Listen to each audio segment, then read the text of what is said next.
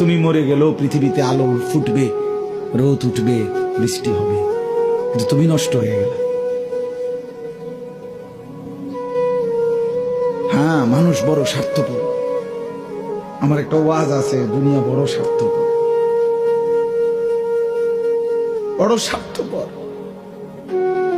এতটি সিএনজি আটকাইয়া গেছে, সামনের সিএনজি দেখতেছে সিএনজিওয়ালারা যে এই সিএনজিটা অ্যাক্সিডেন্ট করছে, 3টা লাশ, 2টা লাশ রক্তে ভাইসা গেছে, কিন্তু তবুও কারো হাতে সময় নাই, পাশ কাইটা কাইটা সবাই চলে যাইতেছে।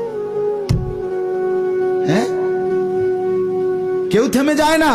আমার মৃত্যুতে পৃথিবী থামবে না, আমার আপনার মৃত্যুতে পৃথিবী থামবে না। চলমান পৃথিবী চলতেই থাকবে। নদীতে ঢেউ উঠবে, ভাটা আসবে, জোয়ার আসবে, আমি নাই আর কি, আমি নাই, এতটুকু। কিছুই থামবে না, কিছুই থামবে না। আপনার আমার মৃত্যু যেদিন হবে, খোদার কসম, সেদিনও সংসারের বহু প্রয়োজনীয় জিনিস কেনাকাটা বাকি থেকে যাবে। এটাই সত্য, এটাই সত্য। দুনিয়া রাক্ষস, দুনিয়া অতৃপ্ত। এই রাক্ষস শুধু হা করে। ভিক্ষুক রাস্তা দিয়া যায় আর জমিদারের পুত্র বধূও যায়।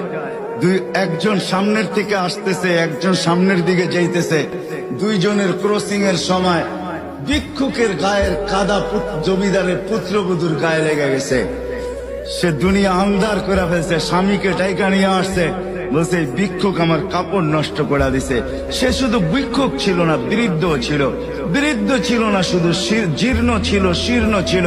শরীরে কাপড় ছিল না, ফাটা চিরা কাপড় ছিল। পায়ে জুতা ছিল না, পেটে ভাত ছিল না।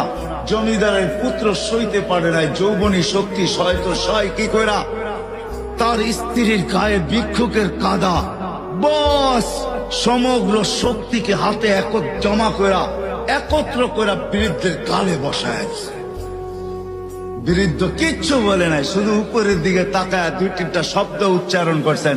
শব্দগুলা হলো ইয়া মাল্লাহ তারা হলো ওয়ুন, ও আল্লাহ চোখে দেখা যায় না, ও তারা কুল্লা